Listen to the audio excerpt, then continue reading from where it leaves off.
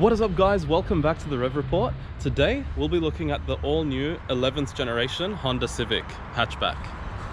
So we'll be going through its interior, exterior, special features, exhaust note, engine and driving dynamics. Stay tuned.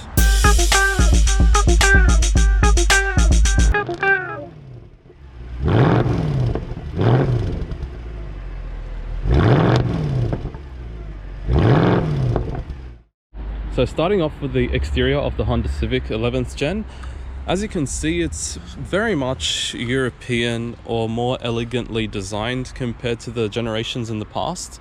So it's got these sleek horizontal headlights. They are all LED, including the little fog lights, and we've got an all very elegant designed grille. As you can see, not really any fakery going on around here. This car is in the nice metallic red color, in its signature color. This also has 18-inch alloy wheels on both ends, and they're in black color in this car. As you can see, this is the hatchback with the sloped roofline at the rear, and this is the rear of the car. So as you can see, a bit of a diffuser going here for a non-sports car, nice. And we've also got these really huge AMG sized exhaust tips with small fake steel exhaust pipes going in them. So yeah, it's all really nicely designed. They've, I think, hit the boundaries or right at the edge of fakery with this car, but they've done a good job all round. I'm not too sure about those rear deflectors. I think they could have made a better job integrating them, seeing how the car is elegantly designed throughout. You've also got these nice black rocker panels on the sides. Being the VTI LX model, this does look a bit sportier, and it's not really the base model as we don't get that in Australia, I believe.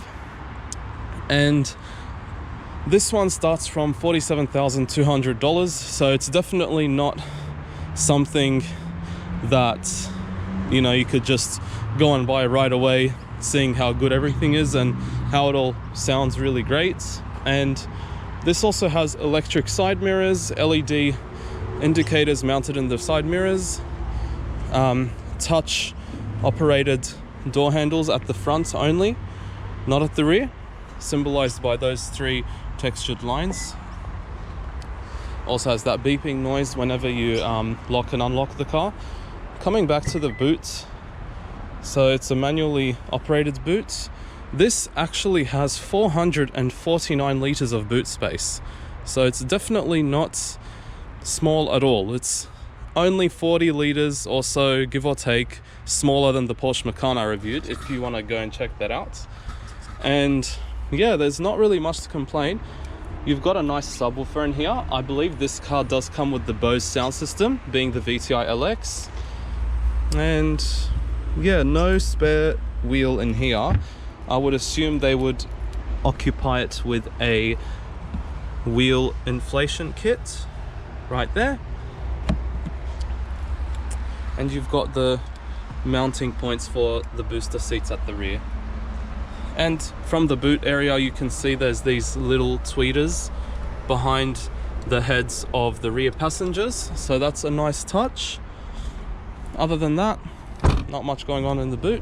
So just moving on to the exterior lighting setup, all the lights are controlled using this stalk here instead of the European knobs and dials next to the steering wheel. So this has automatic headlights along with just manually, you know, turned on lights. This is the fog lights as well. So I have the indicators on, so we'll go and see how they look like.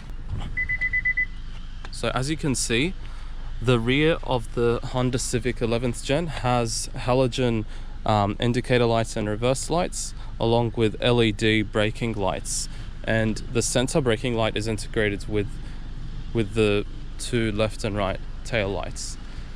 As you can see, the side mirror LED light indicators, these are the front lights. As you can see, very nice, very elegant And when we turn on the high beams, those lights that aren't turning on should turn on.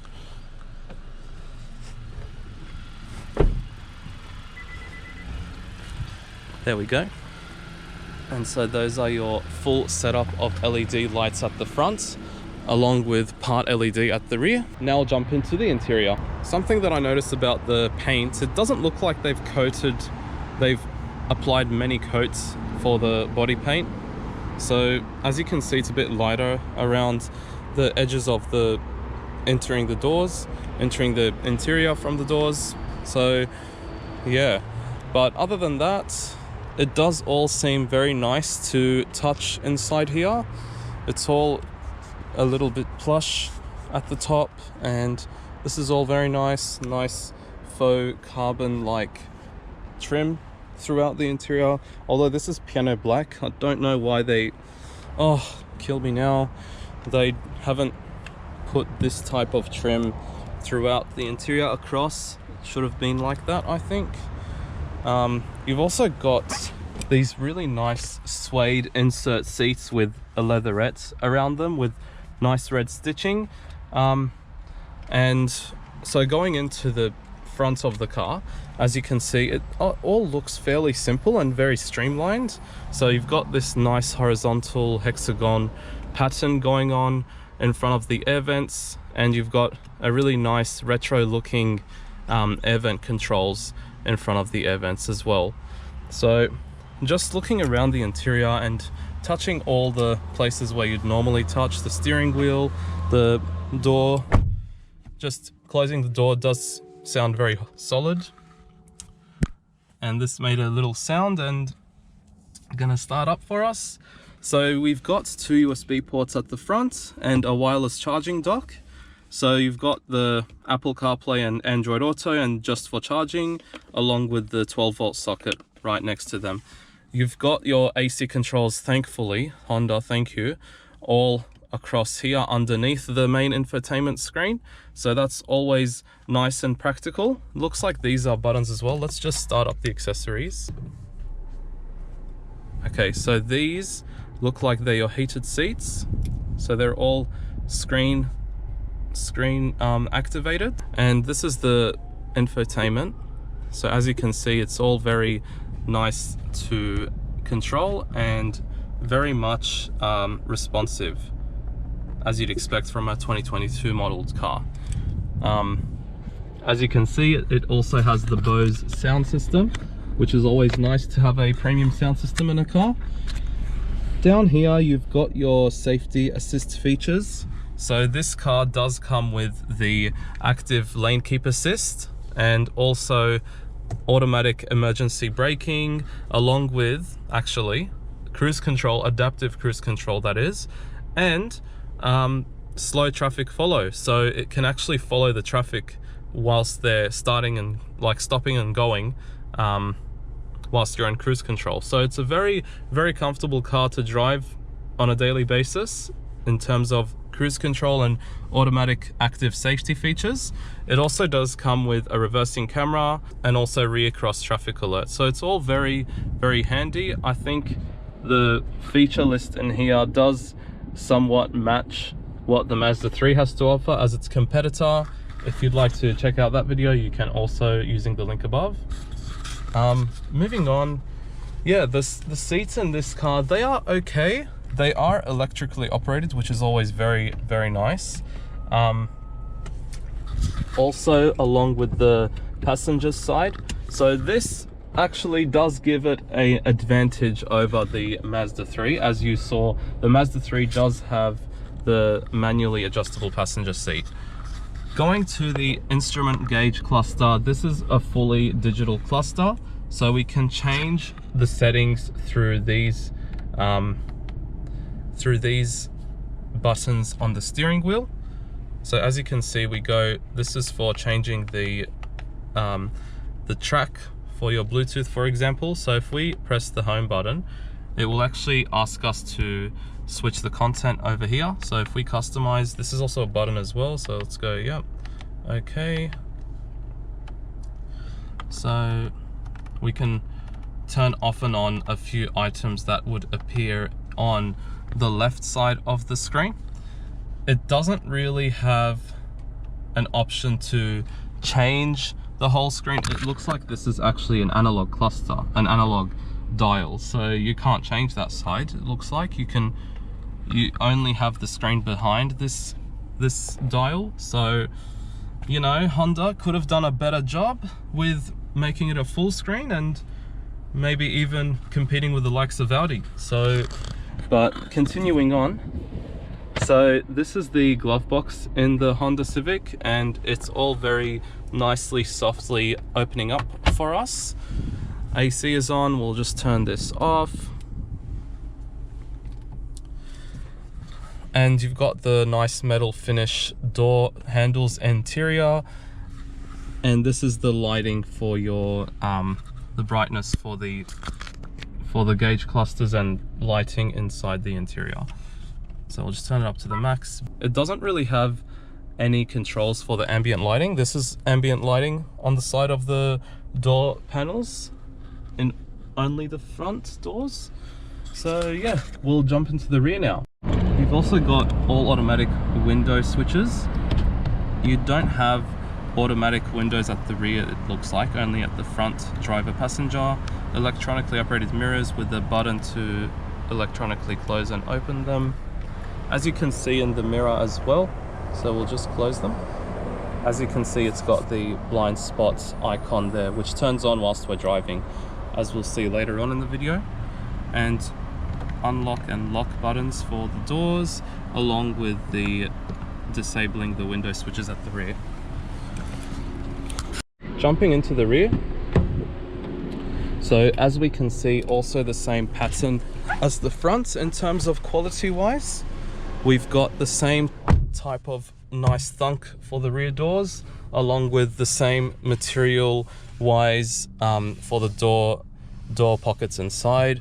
You've also got actually door pockets on each door. The rear ones are a little bit tiny, so you can only ever fit like a small bottle in there, or a big bottle, and then that's it. You can't really fit anything other than a bottle. If you do fit a bottle, actually we have the door lighting in here. So as you can see, really nice cool white LED door lighting, which is always a nice touch, gives the car more modern feeling. As you can see, the roof lining is all black. This does not have a sunroof. That is a big offense when spending $47,000 on a car. Let's just say you're spending 50 grand, because you're gonna have to, you know, spend on insurance and rego and whatnot. Continuing on, the seating in here is pretty nice. There's heaps and heaps of legroom, so that's always good. But the headroom is not at all very nice, because my head is touching the roof line whilst just resting like this. The angle at which the seats are mounted can be a little bit better, although, however, this is only a hatchback, and typically hatchbacks do have this more upright seating position at the rear. But other than that, it's a decent enough rear seat bench. We'll try the middle. You've also got the rear air vents at the rear. And would we have some under the seat? No, we don't. So it's only those two rear air vents. So we'll just quickly move on to the seat in the middle. Middle seat is interrupted by this middle hump at the rear of the car. And yeah, look, I'm interfering with both the left and the rear passengers in this instance. So, you know, it's okay, it can be better. I believe the Mini was much better in terms of its headroom. So moving on to the sound system, it looks like it is pretty sweet in terms of its clarity and the bass.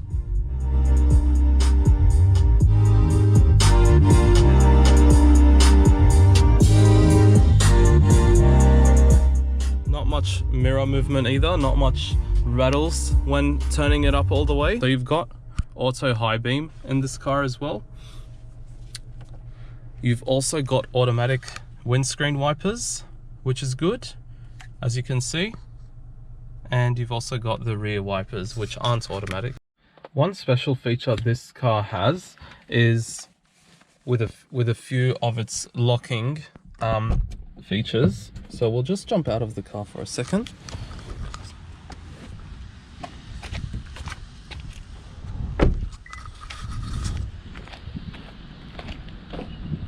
So when I walk away, it'll actually lock itself, just like the Mazda. And jumping back in, it will open up for us. So we don't even need to press the remote when we, when we leave the car. And then another one, we're using the buttons. So we'd have to press it once, press it again and hold, and it actually rolls the windows down. And when seeing the windows rolled down, the rear ones don't go all the way, which is a little bit annoying, but it's fair enough. I guess it's not too much. And the front ones are completely down, as we'd expect. So it doesn't actually roll them back up.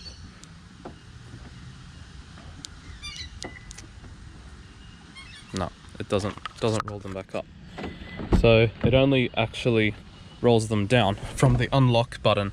Anyways, we'll move on to the engine. So this car comes with the 1.5 litre turbo petrol engine, which is a VTEC engine from Honda. It also is mated to a 1-speed CVT automatic transmission, which is basically the same setup as the previous generation VTI LX. This car also has 131 kilowatts instead of 127, so 4 kilowatts more power than the previous gen, along with 240 newton meters from 1700 RPM. So typically these Honda engines don't have many issues apart from that really widely known oil dilution failure for the engine. That has been resolved before this car has come out, so that's not an issue. Other than that, Hondas are typically known for having accessory issues such as fuel pumps, but all in all, they're pretty reliable. In terms of the speed, the acceleration, it does do 0 to 100 kilometers an hour in just 7.5 seconds. So it's pretty decent, and it does look like it's claiming to be quicker than the Mazda 3 that we reviewed. So somewhere between the Mini that we reviewed and the Mazda 3. But, you know, given its price range, I mean, it can be better. But then again, given all the cars' prices these days, it's okay, I guess. It's passable. But yeah, other than that, we shall move in to the exhaust note.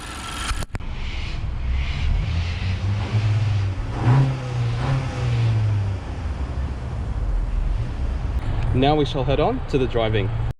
So just showcasing the active cruise control. As you can see, it was moving really, really slowly. So I'll just take control over here. But yeah, now it's just cruising along on its own.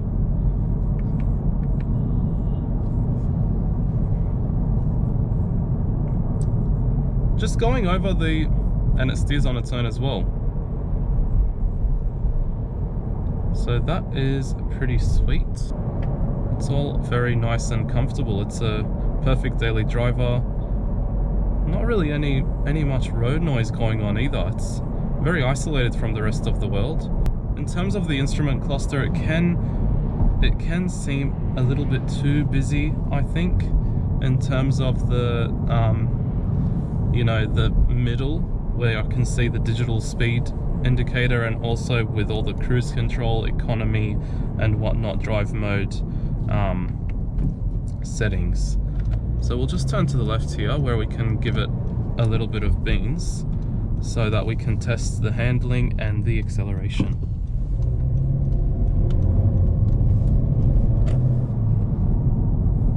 So just through that roundabout turn, definitely could feel the torque come through at an instant almost, given the CVT gearbox does allow for it to choose the most optimal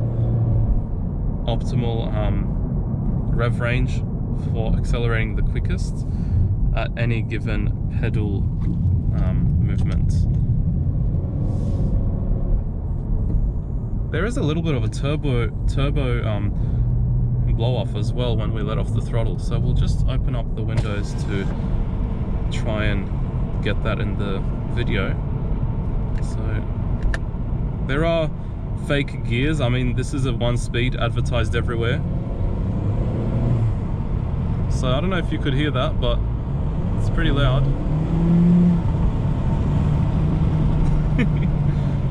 It is pretty entertaining, to be honest.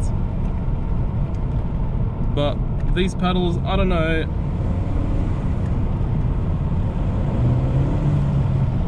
Yeah, the turbo sound on this is really nice. But given the pedals, I don't think the pedals make any difference. Handling wise, it is really nice, stable. Not much body roll, which is good. We'll just put it into sport, see how that changes things. So it's now in sports mode.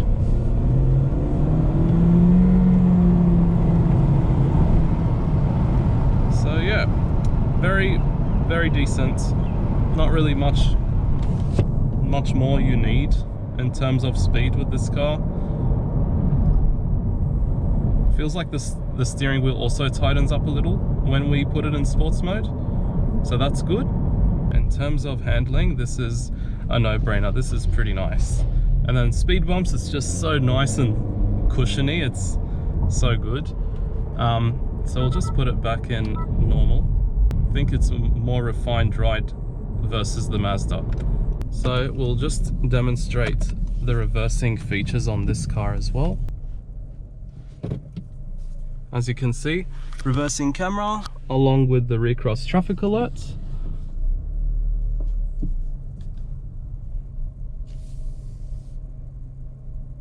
So we have the wide angle along with the normal and just the bottom of the bumper.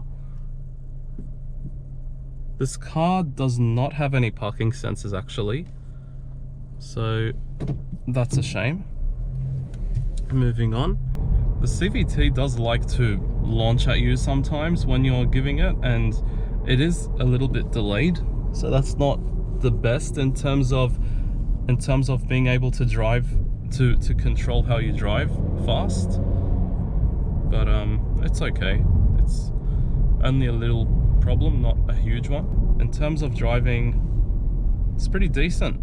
Can't really complain much other than that CVT. And some of you might not like the cloudy or the cushiony feel when going over bumps. You might think it would impact the driving dynamics, but really it's a sweet car to drive, it seems. Braking feel is okay. It's very much spot on. No, not really many complaints there.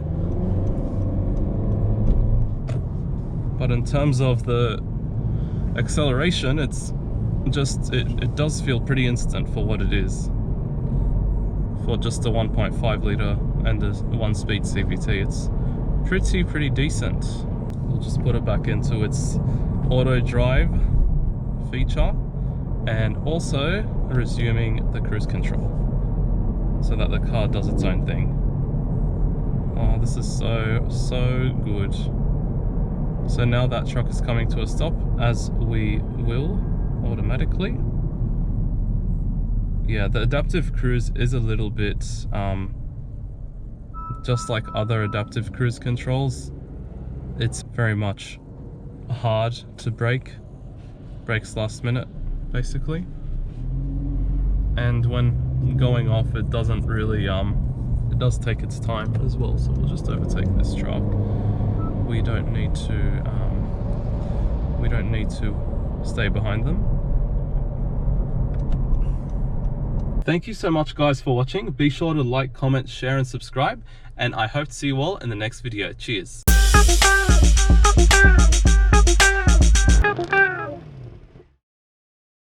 CVT gearbox as the previous. Oh God. Now I shut her. So we'll just visually. So visually showcasing you the lighting setup of this car in the exterior. So we'll go ahead and turn on the lights, which is from this stalk, oh no,